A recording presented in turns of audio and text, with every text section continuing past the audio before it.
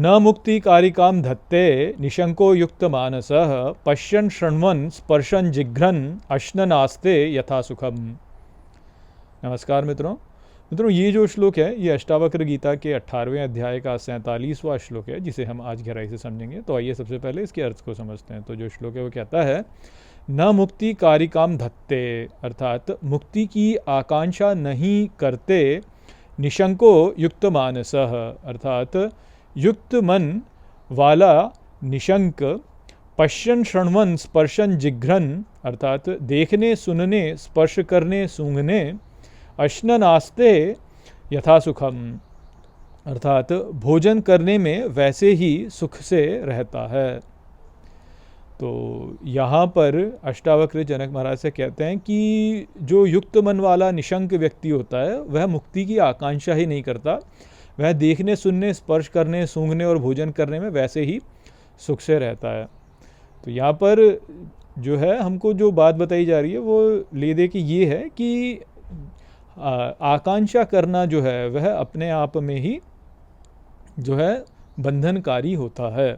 ले दे के तो जीवन का एक यहाँ पे आप कहेंगे कि एक नियम है कि जब हम किसी भी वस्तु की कामना करते हैं तो वो वस्तु हमको नहीं मिलती है, और यदि हम उसकी कामना का त्याग कर देते हैं तो वो वस्तुओं को मिल जाती है। जैसे एक तितली जो है, यदि आप तितली को पकड़ने का प्रयास करेंगे तो तितली को आप पकड़ नहीं पाएंगे, परंतु यदि आप तितली को पकड़ना छोड़ दें तो कुछ समय में तितली स्वयं ही जो है आकर आपके जो है कंधे पे आके या कहीं भी आकर के आप पर बैठ जाएगी। जैसे तो वो वाला उदाहरण है कि जीवन में हम जब आकांक्षा करते हैं ना किसी भी वस्तु की कि हमें ये मिले या हमें वो मिले, तो फिर जो है वह वस्तु हमको मिलती नहीं है।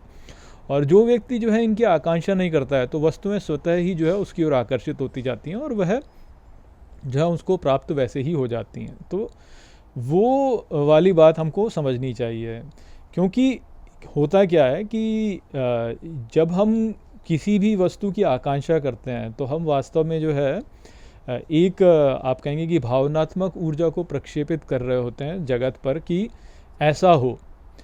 तो क्योंकि हम ऐसा सोचते हैं कि ऐसा हो तो उसमें एक इच्छा शक्ति हमारी जो है स्वयं की वह लगती है, और क्योंकि हमारी इच्छा शक्ति उस पर लगती है तो इस कारण से जो है फिर बात बिगड़ जाती है। क्योंकि उससे होता यह ही है कि व्यक्ति में जो है राग और द्वेष उत्पन्न होते हैं कि यदि हमें कुछ चाहिए और उसको पाने में जब हम कुछ को पाते हैं तो हमारे लिए उसको राग होता है, और यदि वो हमसे दूर जाए तो उसके लिए हमें द्वेष होता है। तो ये जो राग और द्वेष हैं ये अपने आप में ही जो है समस्या खड़ी कर देते हैं। इसलिए राग और द्वेष से हमको दूर यदि जाना है तो हमारे मन में जो है एक वैराग्य का भाव होना चाहिए, और कुछ भी हमें पाने की कामना हमारे भीतर नहीं होनी चाहिए। मुक्ति की भी कामना जो है हमारे भीतर नहीं होनी चाहिए, क्योंकि मुक्ति जो है वह भी एक प्रकार से बंधनकारी ही हो जाती है। क्योंकि हम जब मुक्ति की कामना करते हैं तो फिर मुक्ति की कामना से जो है वो ही जो है उसी में राग द्वेष ही उत्पन्न होने लगता है। तो इसलिए जो समाधान इसका है वह समाधान इसका यह ही है कि हम जिस अवस्था में जहाँ पर जैसे भी हैं वहीं पर सुख से बैठ जाएं।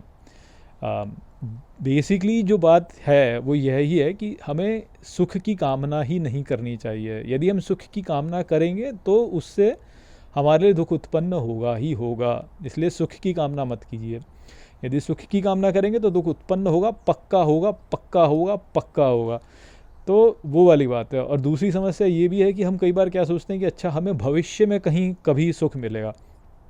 एक ये भी हमारी समस्या होती है कि हम ये सोचते हैं कि भविष्य में कभी सुख मिलेगा, कभी भविष्य में हमारी मुक्ति हो जाएगी, कभी भविष्य में हमको ये मिल जाएगा, कभी भविष्य हमको वो मिल जाएगा, तो इसलिए हम फिर जो है सुखी होते हैं। जबकि वास्तव में ऐसा है नहीं। सुख जो है वो इसी समय अभी इसी समय पे उपलब्ध हो सकता है यदि हम जो है बस उसकी कामना छोड़ दें। तो सुख की कामना न करने से ही सुख प्राप्त हो जाता है वास्तव में। और ये सोचें कि भविष्य में कभी सुख प्राप्त होगा तो वह भी कार्य नहीं करता है, क्योंकि सुख जो है वह अभी इस समय पर ही उपलब्ध है वास्तव में। क्योंकि हमारा जो स्वरूप है वह स्वयं ही आनंद स्वरूप है। तो क्योंकि हमारे लिए हम स्वयं ही आनंद स्वरूप है तो हमारे लिए आनंद स्वतः ही उपलब्ध है वास्तव में। ये बिल्कुल ऐसा ही है जैसे मैंने आपको पहले भी उदाहरण दिया कि मान लीजिए कि आपके पास में कोई वस्तु हो और आप जो है उस वस्तु को पाने के लिए जो है सोचे कि मुझे इसको पाने के लिए प्रयास करना है, तो फिर क्योंकि आपको ऐसा लगता है कि उसको पाने के लिए आपको प्रयास करना है, इस कारण से जो है आपके मन में दुख उत्पन्न होता है। परंतु यदि आपको ये पता चल जाए कि भाई ये तो मुझे पहले से ही उपलब्ध है, तो फिर आपको जो है उसको पाने के लिए कुछ प्रयास नहीं करना है, तो सुख जो है वह स्वतः ही उत्पन्न हो जाएगा। तो बस वही वाली बात है कि हम जीवन में सुख चाहते हैं और हमको ये लगता है कि सुख पाने के लिए हमें कुछ प्रयास करना है, और क्योंकि हम सुख, ऐसा लगता है कि सुख पाने के लिए हमें प्रयास करना है, इसलिए हमारे लिए दुख उत्पन्न होता है। यदि हम ये जान लें कि सुख हमारे लिए पहले से ही उपलब्ध है, तो फिर हमको कुछ प्रयास नहीं करना, और जब हम कुछ प्रयास नहीं करना तो सुख पहले से ही उपलब्ध है ही। तो बस वही वाली बात है यहाँ पे। तो मुक्ति के लिए भी वही वाली बात है कि मुक्ति जो है, हमको लगता है कि मुक्ति कुछ पाने से, कुछ करने से हमें प्राप्त होगी, जबकि मुक्ति पहले से ही प्राप्त है। तो जब हमको ये पता चल ही जाता है कि मुक्ति पहले से ही प्राप्त है, तो बस जैसे है वैसे ही रहते हैं और उसी में मुक्ति हो जाती है बस। क्योंकि जो अवस्था है उसमें वैसे ही वहीं पर रहना जो है, बस वही है मुक्ति वास्तव में, कि जो जैसा है उसमें वो वैसे ही छोड़ करके वैसे ही रह लें बस। अब उसी बात को जो है यदि हम एक बार जान लें कि भाई कुछ होगा नहीं, हमारे में भय है कि यार ऐसा ना हो जाए, वैसा ना हो जाए, वैसा ना हो जाए, जबकि वास्तव में कुछ होगा नहीं। ये ऐसा है जैसे जो है आपके सामने जो है रस्सी पड़ी है, अंधकार में देख रहे हैं, तो रस्सी जो है वो आपको सांप लगे और आप भय करें, जैसे प्रकाश डालेंगे देखेंगे तो रस्सी है। तो वही वाली बात है वास्तव में। तो वो संदेश था यहाँ पर इस श्लोक में। आशा करता हूँ कि मैंने इस श्लोक को आपको ठीक प्रकार से समझा दिया होगा। चलिए इसी के साथ इस वीडियो को यहीं पर समाप्त करते हैं। नमस्ते।